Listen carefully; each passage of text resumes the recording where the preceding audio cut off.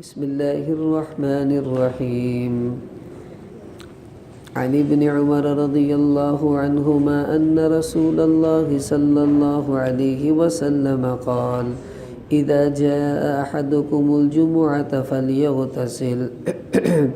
وعن سمرة رضي الله عنه قال: قال رسول الله صلى الله عليه وسلم: من توضأ يوم الجمعة فبها ونعمت ومن اغتسل فالغسل افضل. حضرت ابن عمر رضی اللہ تعالی عنہما روایت کرتے ہیں کہ رسول اللہ صلی اللہ علیہ وسلم نے ارشاد فرمایا کہ جو بھی تم میں سے جمعے کے لیے آئے اس کو چاہیے کہ غسل کر کے آئے. اور سمرہ رضی اللہ عنہ روایت کرتے ہیں کہ آپ صلی اللہ علیہ وسلم نے فرمایا کہ جس شخص نے جمعے والے دن وضو کیا تو کافی ہے اور یہ بھی اچھا ہے، اور جس نے غسل کیا تو غسل کرنا زیادہ بہتر ہے. آج ہمارا موضوع غسل کے متعلقہ کچھ باتیں عرض کرنا ہے. سب سے پہلے یہ سمجھ لیں کہ یہ اسلام کی خصوصیت ہے کہ اسلام نے پاکیزگی کا بڑا لحاظ رکھا ہے. کسی مذہب میں پاکیزگی کا اتنا تصور نہیں جتنا ہمارے مذہب میں ہے. اسی لیے حضور علیہ السلام نے فرمایا کہ النظافۃ نصف الایمان، کہ صفائی ستھرائی یہ آدھا ایمان ہے. تو یوں سمجھ لیں کہ جو بندہ صاف ستھرا نہیں رہتا آدھا مومن تو وہ نہیں ہے، اور جو صاف ستھرا رہتا ہے یہ آدھا مومن تو ہے. ایمان والا کبھی گندگی والا نہیں ہوگا. حضور علیہ السلام نے پرانے کپڑے پہنے ہیں، آپ کے کپڑوں پر پیوند بھی لگا ہے، لیکن میلے کپڑے ساری زندگی اللہ کے نبی نے نہیں پہنے، کیونکہ صفائی ایمان کا حصہ ہے. پھر حضور علیہ السلام نے یہ بھی فرمایا کہ الطہارۃ شطر الایمان، کہ پاکیزہ رہنا، پاک رہنا، یہ شطر بھی نصف کے معنی میں آتا ہے، تو یہ بھی آدھا ایمان ہے. تو اس کا مطلب یہ ہوا جو آدمی پاکیزگی کا لحاظ نہیں کرتا اس آدمی کے ایمان میں کمزوری ہے. کامل مومن ہمیشہ پاکیزہ رہنے کی کوشش کیا کرتا ہے، اور یہ سارے نیک لوگوں کی نشانی بھی ہے. اب دیکھیں یہ اسلام نے اتنی سختی اس معاملے میں برتی ہے کہ جو آدمی یعنی پاکیزہ نہیں ہے، غسل واجب ہے، اس نے غسل نہیں کیا، تو حضور علیہ السلام نے بڑی سخت اس کے بارے میں ڈانٹیں بھی پلائیں. فرمایا کہ اس گھر میں رحمت کے فرشتے داخل نہیں ہوتے جس میں تصویر ہو، اور اس گھر میں بھی رحمت کے فرشتے نہیں آتے جس میں کسی آدمی پر غسل واجب ہے اور اس کی عادت ہے وہ غسل کرتا ہی نہیں ہے یا دیر سے کرتا ہے. اس منحوس کی وجہ سے رحمت کے فرشتے گھر میں نہیں آتے. پھر یہ بھی کہا جس آدمی پر غسل واجب ہے اور اس نے غسل نہیں کیا ہوا، ناپاک آدمی یہ مسجد میں نہ آئے، قرآن پاک کو نہ چھوئے. زبان سے بھی قرآن اگر پڑھے گا تو اس کو گناہ ملے گا، کیونکہ پاکیزگی اسلام میں یہ بہت ضروری عمل ہے. آپ نے دیکھا ہوگا اکثر بھائیوں سے کہتے ہیں کہ جی آؤ نماز کے لیے چلیں، ہمیں تو تبلیغ میں اس کا بڑا تجربہ ہوتا ہے، تو کہ چلیں جی نماز کے لیے، تو وہ آگے سے کہتے ہیں جی میرے کپڑے پاک نہیں ہیں، تو یوں کہہ دیتے ہیں. اب کیا کہیں جب کپڑے پاک نہیں تو نماز کیسے پڑھے؟ ہمارے مفتی صاحب ہمارے استاذ ہیں، وہ ذرا طبعاً تھوڑے سے سخت بھی ہیں. تو وہ ایک آدمی سے کہا بھی آپ نماز کے لیے چلیں، تو وہ کہنے لگا جی میرے کپڑے پاک نہیں ہیں. تو مفتی صاحب کہنے لگے کیوں، آپ نے پیشاب کر دیا کپڑوں میں؟ تو وہ تھوڑا سا شرمندہ ہوا. کہتے کیا ہوا، پخانہ نکل گیا کپڑوں میں؟ پھر وہ تھوڑا سا ہوا. کہنے لگے اگر زیادہ مسئلہ آپ پیمپر لگا لیا کریں. پھر فرمایا بے اللہ کے بندے، تو مسلمان ہے، بالغ ہے، تجھے پتہ ہے مجھے نماز پڑھنی ہے، اس کے باوجود تیرے کپڑے پاک نہیں ہیں اور تو ایسے ہی پھرتا رہا، تجھے تو چاہیے جلدی سے جا کے گھر میں کپڑے بدل کے آ. تو پاکیزگی یہ بڑا زبردست اسلام میں عمل ہے. اب سب سے پہلے یہ سمجھ لیں یہ جو غسل ہے اس کی 3 قسمیں ہیں. ایک وہ غسل ہے جس کو غسل مستحب کہا جاتا ہے. مستحب کا مطلب ہے ان موقعوں پر غسل کرنا اسلام نے اچھا سمجھا ہے، ضروری نہیں ہے، سنت بھی نہیں ہے. کریں گے اچھی بات ہے. مثلا کوئی کافر مسلمان ہونا چاہتا ہے تو حکم یہ ہے کہ مستحب کہ وہ غسل کر کے پھر کلمہ پڑھے تاکہ اس کی ظاہری پاکیزگی بھی ہو جائے اور باطنی پاکیزگی بھی ہو. اسی طرح کسی نے میت کو نہلایا، اب میت کو غسل دینے کے بعد خود غسل کرنا یہ ضروری نہیں ہے. مستحب ہے۔ حضور علیہ السلام نے فرمایا کہ جس نے میت کو نہلالا فلیغتسل، اس کو چاہیے خود بھی غسل کر لے، کہ جیسے میت کو پاک کیا میل کچیل سے اپنے آپ کو بھی پاک کر لے۔ تو یہ اچھا غسل ہے، ضروری نہیں ہے، اور کرنے میں کوئی مسنون بھی ہم اس کو نہیں کہیں گے، مستحب ہے۔ ایسے ہی کوئی آدمی جو ہے وہ پریشانی اس کے اوپر، کوئی غم آ گیا، اب وہ غم اور پریشانی میں اللہ سے نماز پڑھ کے دعا مانگنے لگا ہے، تو اس کو چاہیے پہلے غسل کر لے، یہ بھی مستحب ہے تاکہ ظاہری پاکیزگی ہو، اس کے بعد اللہ سے دعا بھی مانگتا رہے تو اللہ اس کے معاملات کو حل بھی کر دیتے ہیں۔ تو بہت سے ایسے مواقع ہیں جس میں غسل کرنا مستحب ہے۔ کوئی مسافر سفر سے آیا تو سفر سے آ کر غسل کرنا یہ بھی مستحب ہے، حضور علیہ السلام نے اس کی ترغیب دی ہے، کیونکہ ایک تو نہانے سے تھکاوٹ اتر جائے گی، دوسرا بدن کا میل کچیل جو ہے وہ اتر جاتا ہے، تو یہ وہ غسل ہیں جو مستحب ہیں۔ دوسری قسم کا غسل وہ ہوتا ہے جس کو ہم مسنون کہتے ہیں۔ مسنون کا مطلب یہ کہ حضور علیہ السلام نے خود کیا بھی ہے اور امت کو ترغیب بھی دی ہے کہ تم بھی ان موقعوں پر غسل کر لو۔ وہ کون سے ہیں؟ جمعے والے دن غسل کرنا یہ سنت ہے، جیسا کہ یہ روایت میں بھی پڑھا گیا کہ آپ نے حکم دیا جو تم میں سے جمعے کے لیے آئے اس کو چاہیے کہ غسل کر کے آئے۔ اگر جمعے والے دن غسل کریں گے تو اس کا ثواب ہے، اگر آپ نے غسل نہیں کیا تو گناہ کوئی نہیں ہے، لیکن سنت ہے، ہمارے نبی نے جس عمل کو کیا، مسلمان کی جان نکل جائے وہ اس عمل کو چھوڑنا نہیں چاہیے، کوشش یہ ہو کہ ہم بھی غسل کر ہی لیں جمعے والے دن۔ اسی طرح چھوٹی عید اور بڑی عید، جب عید پڑھنے کے لیے آئیں تو عید میں بھی غسل کر کے آنا سنت ہے، حضور علیہ السلام نے اس کی ترغیب بھی دی ہے۔ پھر عرفہ کے دن یعنی 9 ذی الحجہ کو حاجی لوگ وہاں پر ہوتے ہیں، تو انہوں نے اپنی تیاری کرنی ہوتے آگے جانے کے لیے، تو 9 ذی الحجہ والے دن غسل کرنا یہ بھی سنت ہے۔ ایسے ہی اللہ سب کو توفیق دے، عمرے کے لیے جائیں گے، احرام کے لیے جائیں گے، تو جب احرام باندھیں گے عمرے یا حج کے لیے تو اس موقع پر احرام باندھنے سے پہلے غسل کرنا یہ غسل بھی سنت ہے۔ تو ان موقعوں پر غسل کرنا جو ہے یہ سنت کہا گیا ہے، اس میں اجر بھی ہے، حضور علیہ السلام نے ترغیب بھی دی ہے۔ تیسری قسم کا غسل ہے جس کو غسل واجب کہتے ہیں، اگر یہ غسل نہیں کیا تو گناہ ملے گا، اور کریں گے تو بہت بڑا اس کا اجر ہے۔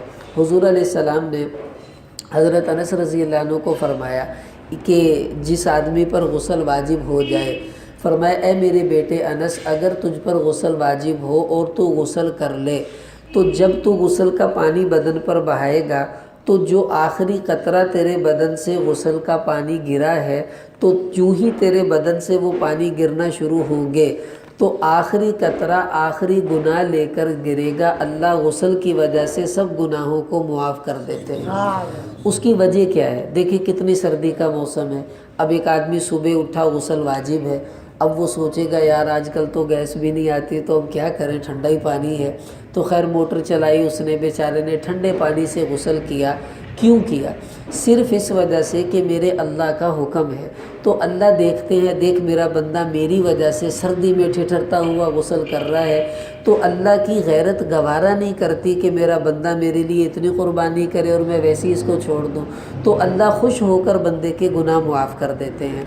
اب یہ جو غسل واجب ہے یہ سمجھ لیں کہ یہ واجب کب ہوتا ہے، تاکہ ہمیں پتہ چلے بھی ان صورتوں میں غسل واجب ہے، پھر ہمیں کرنا ضروری ہے تو ہم اس کو کر بھی لیں۔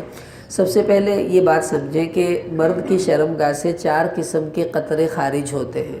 سب سے پہلا قطرہ پیشاب کا ہے، پیشاب بدن سے نکلا ہے تو آپ کا وضو تھا تو ٹوٹ چکا ہے، اگر وہ کپڑوں پر لگا تو دھونا پڑے گا، جسم پر لگا تو جسم کو بھی دھونا پڑے گا، لیکن غسل اس سے واجب نہیں ہوتا۔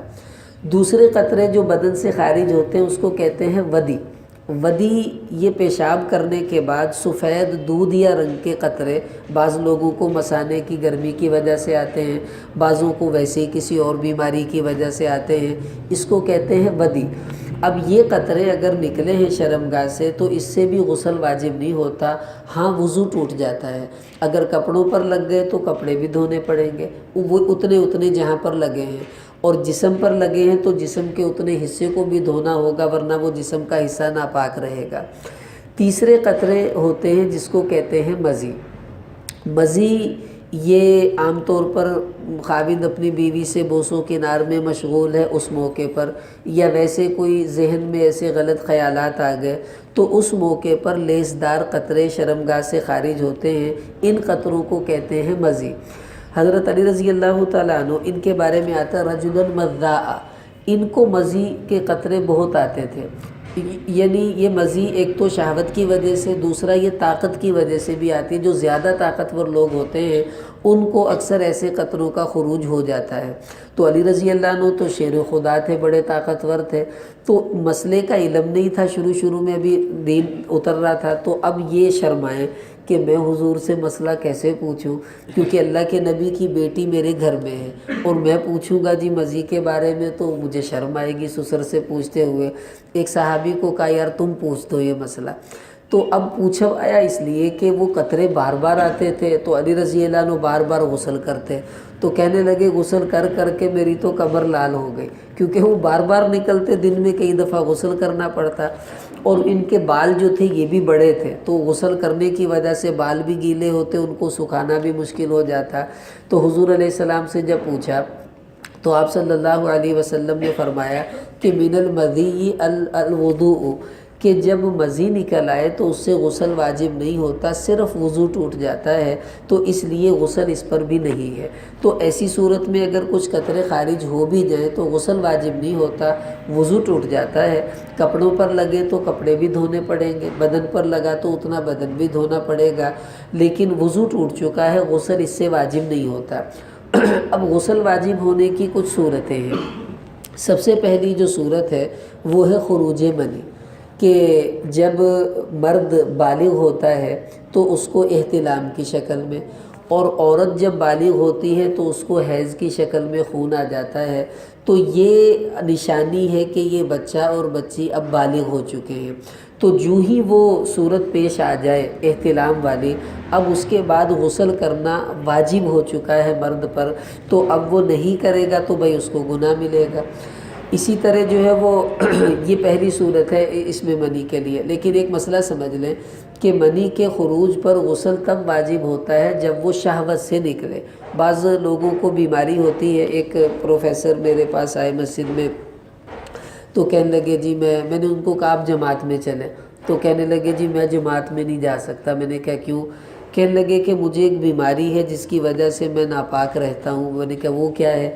کہنے لگے کہ میں تھوڑا سا کوئی زوردار کوئی چیز وزنی اٹھا لوں، یا میں ایک دم جھٹکے سے اٹھ جاؤں، یا میں تھوڑا سا سو جاؤں تو فوراً میرے جو ہے وہ منی مجھ سے خارج ہو جاتی ہے، شہوت سے نہیں ہوتی ویسے ہی نکل جاتی ہے، تو اب بتائیں میں تو نہیں رہ سکتا۔ تو یاد رکھ لیں اگر بغیر شہوت کے منی کا خروج ہو جائے اس سے غسل واجب نہیں ہوتا۔ غسل تبھی واجب ہوگا جب اعلی وجہ دفق، ٹپک پر شہوت سے وہ نکلے، ورنہ مطلق نکل جانے سے غسل واجب نہیں ہوگا، چونکہ احتلام میں منی کا خروج شہوت سے ہوتا ہے، اس وجہ سے اس پر غسل واجب ہو جاتا ہے۔ دوسری صورت اس کو شریعت کی اصطلاح میں کہتے ہیں علاج۔ دیکھیں ایک بات سمجھ لیں، دین سیکھنے سے بھائی آتا ہے، اور دین سیکھنے میں شرم نہیں ہوتی، مسائل کو سمجھنا ضروری ہے، ہمارے لیے سمجھانا ضروری ہے۔ لوگ پوچھتے ہوئے شرماتے ہیں، لیکن اگر ہم بتاتے ہوئے شرمائیں گے تو پھر شرما شرمی سے کام نہیں رہ جانا پیچھے، تو اس لیے یہ بتانا ضروری ہوتا ہے۔ ہم چونکہ بچوں کو پڑھاتے ہیں ہمیں اسی طرح مسائل کو کھول کر بتانا پڑتا ہے، کیونکہ اللہ کے نبی صلی اللہ علیہ وسلم نے امت کو یہ مسئلے ایسے ہی سمجھائے تھے۔ تو دوسری صورت ہے اس کو کہتے ہیں علاج۔ علاج کا معنی کیا ہے کہ مرد یعنی اپنی زوجہ سے جب ملتا ہے تو مرد کی شرمگاہ عورت کی شرمگاہ میں داخل ہوئی تو اسی وقت دونوں پر غسل واجب ہو جاتا ہے۔ یعنی مرد کی شرمگاہ میں کوئی چیز داخل ہو جائے تب بھی، جیسے آپ نے دیکھا ہوگا بعض اوقات یہ جو قبض کے مریض ہوتے ہیں ان کو پخانے والی جگہ پر کچھ دوائی ڈالنی پڑتی ہے، اور اس میں وہ کچھ ٹکیاں سی ہوتی ہیں، کچھ لمبی لمبی، وہ ان کو سٹرپس کہتے ہیں، وہ پھر ان کو اندر داخل کرنی پڑتی ہیں، جس کی وجہ سے ان کی قبض میں کچھ افاقہ ہوتا ہے۔ تو کوئی چیز بھی مرد کے پاخانے والی جگہ سے اندر چلی گئی تو اب اس پر غسل واجب ہو جائے گا۔ ایسے ہی عورت کی شرمگاہ میں کوئی چیز بھی داخل ہو گئی، بعض عورتیں جاتی ہیں لیڈی ڈاکٹر کے پاس تو حمل کے دوران ان کو کچھ دوائی رکھنی پڑتی ہے، بعض اوقات وہ ہاتھ ڈال کر کچھ اپنے ٹیسٹ وغیرہ کرتی ہیں، تو ایسی صورت میں احتیاطاً ان پر بھی غسل واجب ہو جاتا ہے، چونکہ اصول یہی ہے کہ جب بھی عورت یا مرد کی شرمگاہ میں کوئی چیز بھی داخل ہوگی تو دونوں پر غسل واجب ہو جائے گا۔ اب دیکھ لیں کہ انزال کا ہونا ضروری نہیں ہے، بلکہ مرد کی شرمگاہ عورت کی شرمگاہ میں داخل ہوئی تو دونوں پر غسل اسی وقت واجب ہو جائے گا۔ اب انزال ہو تب بھی نہ ہو تب بھی دونوں صورتوں میں غسل واجب ہو چکا ہے، اب غسل کرنا ضروری ہے۔ عورت پر جو غسل واجب ہونے کی ایک صورت تو یہی ہے، دوسری صورت ہے کہ جب عورت کو حیض آئے تو حیض کا خون ختم ہوگا تو اس پر غسل واجب ہو جاتا ہے۔ ایسے ہی بچے کی پیدائش ہوئی تو نفاس کا خون آتا ہے، تو جو ہی نفاس کا خون ختم ہوگا تو عورت پر غسل واجب ہو جاتا ہے۔ یہ میں ضمناً ایک مسئلہ آگیا میں عرض کر دیتا ہوں، ہمارے معاشرے میں یہ بڑی گندی پتہ نہیں کہاں سے یہ مسئلہ عورتوں نے سن لیا، وہ چھلا ایک چلتا ہے، چھلا کہ بچہ پیدا ہوا تو 40 دن تک عورت نہ نماز پڑھتی ہے، نہ کچھ اعمال کرتی ہے، نہ نہاتی ہے، 40 دن کے بعد اس نے نہانا ہے، اس کے بعد نماز پڑھنی ہے۔ حالانکہ نفاس کے لیے یہ کوئی حکم نہیں ہے 40 دن کا، بلکہ حکم یہ ہے کہ بچے کی پیدائش کے بعد جس دن عورت کا خون رک گیا اگلے دن رک جائے، 1 ماہ بعد رکے، 10 دن بعد رکے، تو جو ہی خون رکے گا اسی وقت غسل کر کے نماز پڑھنا عورت پر واجب ہو جاتا ہے۔ اور عورتوں کو ہوتا کیا 10-20 دن بعد خون بھی رک جاتا ہے، وہ 40 دن تک اپنے تسلی سے ہی بعد میں ہی نہاتی ہیں اور اتنے دن کی نمازیں قضا کرنے کا گناہ سر پڑ جاتا ہے۔ بتاؤ اس کا حساب کون دے گا؟ اس لیے یہ بہت ضروری ہے، مستورات کو بتانا چاہیے۔ ہاں اگر کسی عورت کا خون نہیں رکا تو زیادہ سے زیادہ 40 دن تک وہ انتظار کرے گی، اگر 40 دن میں خون رک گیا تو ٹھیک ہے، اگر نہیں بھی رکا تو 40 دن کے بعد خون آتا بھی رہے تو غسل کر کے نماز پڑھنا اس پر واجب ہو جاتا ہے۔ تو بہرحال یہ صورتیں غسل کے واجب ہونے کی ہے کہ ان صورتوں میں غسل واجب ہوتا ہے، کرنا ضروری ہے۔ اب غسل کرنا کیسے ہے؟ طریقہ اس کا بڑا آسان ہے، مشکل کوئی نہیں ہے، میں ترتیب سے عرض کرتا ہوں۔ سب سے پہلے تو یہ کہ بیت الخلاء کے آداب وہ کسی موقع پر جب آئیں گے وہ عرض کر دیں گے، ابھی صرف غسل کے متعلقہ باتیں۔ سب سے پہلی بات تو یہ، اس طریقے میں سنتیں بھی آ جائیں گی، فرائض بھی آ جائیں گے۔ 3 غسل کے فرض ہیں، یہ سمجھنا ہر مسلمان کے لیے ضروری ہے۔ 3 فرض ہیں، اگر ان تینوں میں سے ایک کام بھی رہ گیا تو آپ کا غسل نہیں ہوا۔ جتنی نمازیں پڑھی ہیں وہ کوئی نہیں ہوئی، جو قرآن پڑھا ہے وہ بھی کوئی قبول نہیں ہوگا، چونکہ آپ پاک ہی نہیں ہوئے تو نماز کیسی؟ وہ 3 فرض ہیں۔ کون کون سے؟ سب سے پہلا فرض تو یہ ہے کہ منہ بھر کے کلی کرنا۔ اگر روزہ نہیں ہے تو غرارہ کر لیں، اچھی بات ہے، ضروری نہیں ہے، لیکن روزہ ہے پھر بالکل نہیں، تو منہ بھر کے ایک دفعہ کلی کرنا یہ فرض ہے۔ دوسرا یہ کہ ناک میں اچھی طرح پانی یہ نرم ہڈی تک پہنچانا، ڈال کے اپنی انگلی سے آگے تک پانی کا پہنچانا، یہ فرض ہے۔ تیسرا یہ کہ پورے بدن پر اتنا پانی بہائیں، اتنا پانی بہائیں کہ ایک بال کے برابر بھی جگہ آپ کے بدن کی خشک نہیں رہنی چاہیے۔ یہ 3 کام جس نے کر لیے اس کا غسل ہو گیا۔ اب اگر اس میں سے ایک کام بھی رہ گیا، کلی نہیں کی، غسل نہیں ہوا، چاہے پورا بدن بہا لے، ناک میں پانی نہیں ڈالا، پورے بدن پر پانی بہا لے، تب بھی غسل نہیں ہوگا۔ یہ 3 کام کرنا غسل میں فرض ہیں، اور کام رہتے ہیں رہ جائیں، ان تینوں میں سے ایک کام بھی نہیں رہنا چاہیے۔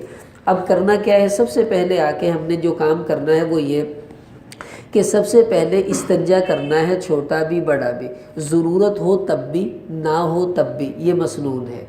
اس کے بعد جو ہے اپنے بدن پر جہاں نجاست لگی ہے اس نجاست کو دھونا ہے وہیں پر، تاکہ وہ پانی نجاست کا جو ہے وہ بہہ جائے۔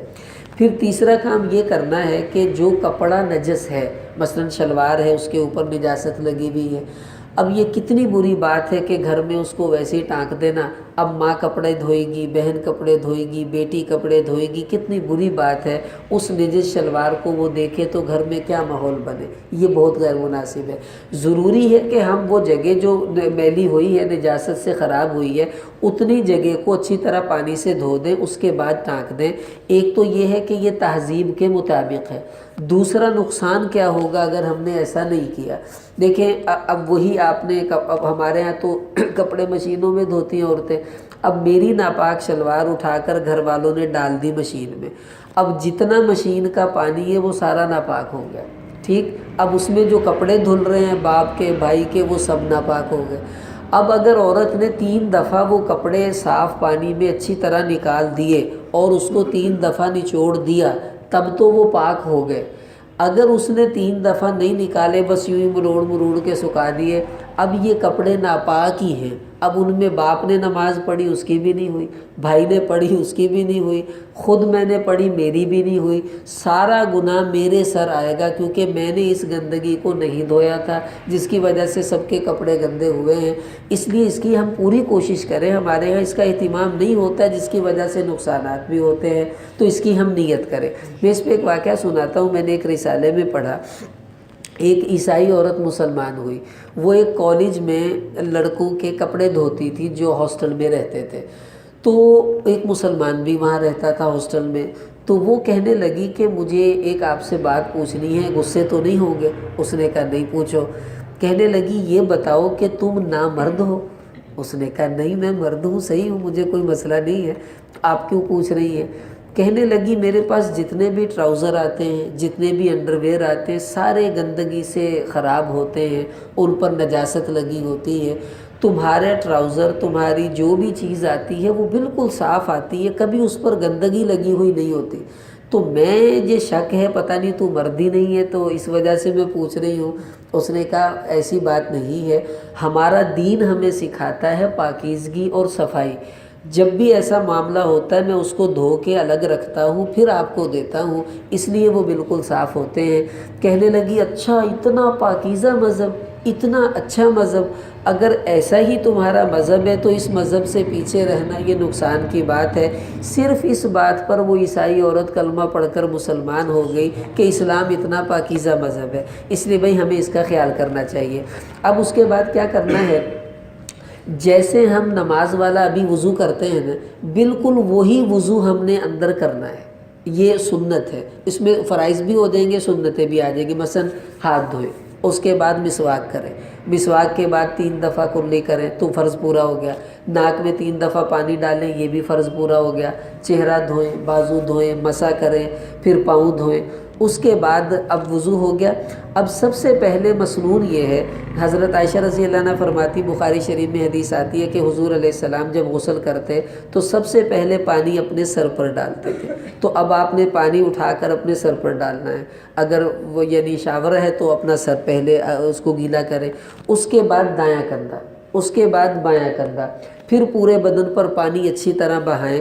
اب اس بہانے میں 3 دفعہ پانی کا بہانا سنت ہے، تب جب آپ 3 دفعہ میں نہا لیتے ہیں، اگر 3 دفعہ کے باوجود آپ ضرورت محسوس کرتے ہیں کہ میرا بدن گیلا نہیں ہوا اور پانی بہائیں، کیونکہ پانی سے بدن کو تر کرنا یہ فرض ہے۔ اب اچھی طرح جب آپ نے پانی بہا دیا، صابن لگانا فرض نہیں ہے، نہیں بھی لگائیں گے غسل ہو جائے گا، شیمپو لگانا سنت نہیں ہے، نہیں بھی لگائیں گے آپ کا غسل ہو جائے گا، پانی بہانا فرض ہے پورے بدن پر، وہ بہہ گیا آپ پاک ہو چکے ہیں۔ اب چونکہ آپ نے وضو کیا تھا اس لیے آپ کا وضو بھی ہو چکا ہے، بالفرض کسی نے وضو نہیں بھی کیا، صرف کرلی کی ناک میں پانی ڈالا اور پانی بہا دیا تو اس کا وضو بھی ہو گیا، کیونکہ بازو بھی دھل گئے، پاؤں بھی دھل گئے اور صابن لگاتے لگاتے سر کا مسح بھی ہو جائے گا، تو وضو کے سارے فرائض پورے ہو جاتے ہیں۔ تو اب غسل کرنے کے بعد آپ جب باہر نکلیں گے تو آپ کا وضو ہو چکا ہے، اسی غسل سے آپ نماز پڑھیں گے، یہ زیادہ افضل ہے۔ دوبارہ وضو کریں گے تو اسراف ہوگا، پانی ضائع ہوگا، آپ کو گناہ ملے گا، تو جب تک آپ وہ غسل والا وضو استعمال نہ کر لیں، نیا وضو کرنا یہ اسراف کے حکم میں آئے گا، یہ مناسب نہیں ہے۔ اسی غسل سے جمعہ پڑھیں، اسی غسل سے فجر پڑھیں، اسی غسل سے عید پڑھیں، تو انشاءاللہ یہ زیادہ ثواب کی چیز ہے۔ پھر غسل کے بعد حضور علیہ السلام کی 2 عادتیں تھیں، کبھی ایسا ہوتا کہ آپ کپڑے سے اپنے جسم کو صاف کرتے، کبھی ایسا ہوا کہ میمونہ رضی اللہ عنہ نے دیا آپ نے وہ کپڑا نہ لیا، تو علماء نے لکھا کہ وہ جو واپس کیا تھا وہ گرمی کا موسم تھا، کہ گرمی میں دل کرتا ہے جسم ذرا ٹھنڈا رہے، اور سردیوں میں صاف کرنے کی ضرورت پیش آتی ہے، تو آپ نے سردیوں میں صاف بھی کیا ہے، تو دونوں عمل مسنون ہیں۔ غسل کے بعد آپ بدن کو تولیے سے صاف کر لیں، یہ بھی سنت ہے، نہ کریں یہ بھی سنت ہے، لیکن جو بھی کریں سنت کی نیت کر لیا کریں تاکہ ہمیں سنت کا ثواب مل جائے۔ اب آپ غسل کر کے آئے تو آپ کو پتہ چلا ہو میں نے تو کرلی کی ہی نہیں، بھول گیا تھا، یا میں نے ناک میں پانی نہیں ڈالا، بھول گیا تھا، تو اب دوبارہ غسل کرنے کی ضرورت نہیں ہے، بس جو رہ گیا ہے وہ کر لیں۔ کلی رہ گئی تھی تو ایک دفعہ کلی کر لیں، آپ کا غسل ہو گیا۔ ناک میں پانی نہیں ڈالا تو پانی ڈال لیں، آپ کا غسل ہو گیا۔ لیکن اگر آپ نے کوئی نماز پڑھ لی تھی اس غسل سے تو اس نماز کو دہرانا آپ پر واجب ہے، وہ نماز آپ کی نہیں ہوگی۔ اسی طرح آپ غسل کر کے آئے تو آپ نے دیکھا کہ انگلی پر ٹیپ چڑھی ہوئی تھی، تو ظاہر ہے وہ ٹیپ کی وجہ سے پانی تو لگا نہیں ہے، اب وہ ٹیپ اتار کر دوبارہ غسل نہیں کرنا، صرف وہ انگلی جو خشک رہ گئی تھی پانی ٹوٹی کھول کر اس پر پانی بہا دیں تو آپ کا غسل ہو گیا۔ لیکن اگر نماز پڑھ لی کوئی تو پھر وہ نماز آپ کو دہرانی پڑے گی۔ یہ غسل کے متعلقہ موٹی موٹی کچھ باتیں تھیں۔ اب آپ کے ذہن میں کوئی سوال ہے اس کے بارے میں تو وہ پوچھ لیں۔ ٹائم ہو گیا جی جی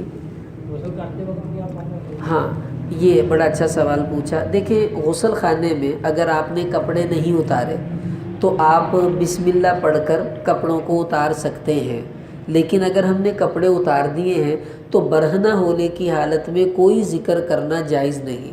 بعض لوگ کہتے ہیں جی یہ کلمہ نہ پڑھیا تے پھر پاک ہی نہیں ہوندا بندہ، ایسی بات نہیں ہے، کیونکہ اگر برہنہ ہونے کی حالت میں کلمہ پڑھیں گے تو گناہ ملے گا، اور حضور علیہ السلام نے پوری زندگی برہنہ ہونے کی حالت میں کلام بھی نہیں کیا، اور ذکر تو پھر بہت دور کی بات ہے۔ کوئی ذکر کوئی دعا برہنہ ہونے کی حالت میں نہیں پڑھنی، خاص طور سے جب کپڑے اترے ہوئے ہوں۔ ہاں اگر کپڑے پہنے ہوئے ہیں تو پھر آپ نے دیکھنا ہے، آپ غسل خانے میں، ایک تو ہے صرف غسل خانہ ہے، اس میں پیشاب والی پخانے کی وہ جگہ نہیں ہے، تو اس میں آپ دعائیں پڑھ سکتے ہیں اگر آپ نے کپڑے پہنے ہوئے نہیں، کیونکہ وہ ایسے ہی ہے جیسا کہ عام جگہ۔ لیکن اگر وہاں پیشاب پخانہ بھی کرتے ہیں اور سائیڈ پہ غسل کرتے ہیں تو ایسی جگہوں کو نجاست کی جگہ کہتے ہیں، یہاں پر دعائیں نہیں پڑھنی، بھلے کپڑے پہنے بھی ہوں تب بھی دعا نہیں پڑھ سکتے زبان سے۔ ہاں دل میں اگر استحضار کر لیں تو اس کی گنجائش ہے، استحضار کرنا جس کو کہتے ہیں سوچنا، سوچنے کی گنجائش ہے، زبان سے پڑھ نہیں سکتے۔ اور کوئی اگر بندہ نہا لے تو اس کے بعد اس کا وضو ہو گیا کہ ہاں جب نہانے میں وضو بھی ہو جاتا ہے، آپ نے وضو نہیں بھی کیا، مثلا بارش آ رہی ہے، سخت بارش پڑ رہی ہے، تو بارش میں بھی آپ کا وضو ہو جاتا ہے۔ کیوں کہ بارش میں منہ بھی دھل گیا، بازو بھی دھل گئے، سر پہ ایک دفعہ ہاتھ بھی پھری جاتا ہے بندے کا، اور پاؤں بھی دھل جاتے ہیں، تو 4 وضو کے فرض ہیں، وہ چاروں نہانے کے وقت پورے ہو جاتے ہیں۔ اس لیے غسل میں وضو ہو جاتا ہے، اور اسی غسل سے نماز وغیرہ پڑھ سکتے ہیں، دوبارہ کرنا کوئی ضروری نہیں ہے۔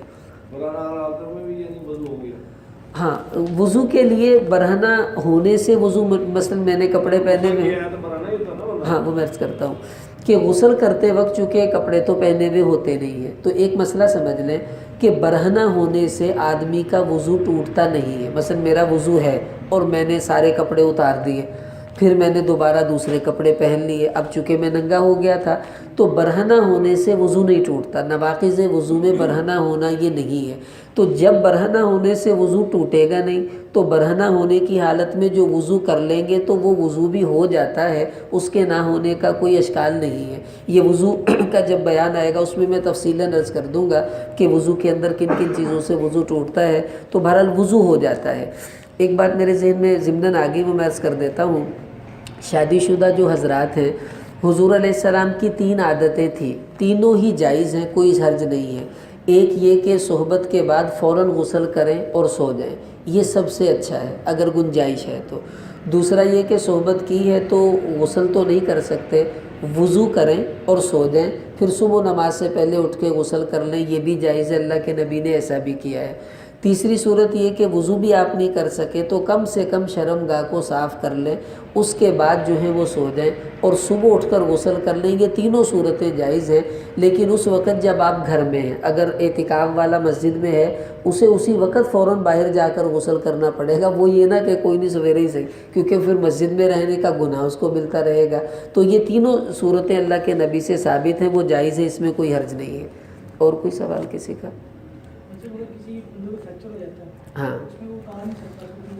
ہاں یہ بہت اچھا ہے، کسی کی خدا نخواستہ بازو ٹوٹ گیا تو پلستر ہے، یا کوئی زخم ہے جسم پر ایسا کہ جس کی وجہ سے پانی لگانا اس کو نقصان دیتا ہے۔ اب اس کی 2 صورتیں، ایک تو یہ کہ اگر تو وہ جگہ تھوڑی ہے تو پھر اس جگہ پر کوئی ایسا شاپر وغیرہ چڑھا لے کہ وہاں پر پانی نہ گرے، پورا بدن دھو لے اور اس جگہ پر صرف گیلا ہاتھ پھیر لے، جس کو ہم مسح کہتے ہیں، تو اس کا غسل ہو جائے گا۔ لیکن اگر مسئلہ ہی زیادہ ہے کہ وہ نہیں ایسا کر سکتا، جیسے پلستر گیلا ہوگا تو خراب ہو جائے گا، یا کوئی الرجی ہے جسم پر ایسی کہ پانی لگنے سے اسے نقصان ہوتا ہے، تو ایسی صورت میں اس کو تیمم کرنا پڑے گا۔ وہ بھی اس کے غسل کے بعد ہم تیمم کا بھی ایک ہمارا درس ہو جائے گا کہ تیمم کیا ہوتا ہے، کب ہوتا ہے، کیسے ہوتا ہے، کن چیزوں سے ہوتا ہے، وہ انشاءاللہ ہم اس موقع پر عرض کر دیں گے۔ اور کسی کا سوال؟ ہاں، نہانے میں بیٹھ کر نہانا یہ سطر کے چھپنے میں زیادہ بہتر ہے، اور یہی سنت ہے۔ حضور علیہ السلام بیٹھ کر ہی نہاتے تھے۔ اگر کہیں کوئی وجہ ایسی ہے کہ آدمی بیٹھ کے نہیں نہا سکتا، کھڑے ہو کے نہائے گا، تو گناہ نہیں ہے، چونکہ وہ چار دیواری کے اندر ہے، لیکن کھڑے ہو کر نہانے سے بیٹھ کر نہانا بہتر ہے۔ پھر بیٹھ کر نہائے تو اس میں بھی کوشش یہ کرے کہ آپ کا چہرہ قبلے رخ نہ ہو، بلکہ ہم ٹیڑھے ہو کر نہائیں، قبلے کی طرف نہ چہرہ ہو نہ ہماری پیٹھ، کیونکہ برہنہ ہونے کی حالت میں قبلے کی طرف منہ کرنا اور پیٹھ کرنا دونوں ہی منع ہے۔ تو آپ یوں اس طرف بیٹھ جائیں شمالن جنوباً، تو پھر غسل کرنا چاہیے۔ اس طرف کو نہ منہ ہو نہ ہماری پیٹھ ہو، یہ بھی مسنون ہے، اس کا بھی ہمیں لحاظ کرنا چاہیے۔ ٹھیک ہو گیا؟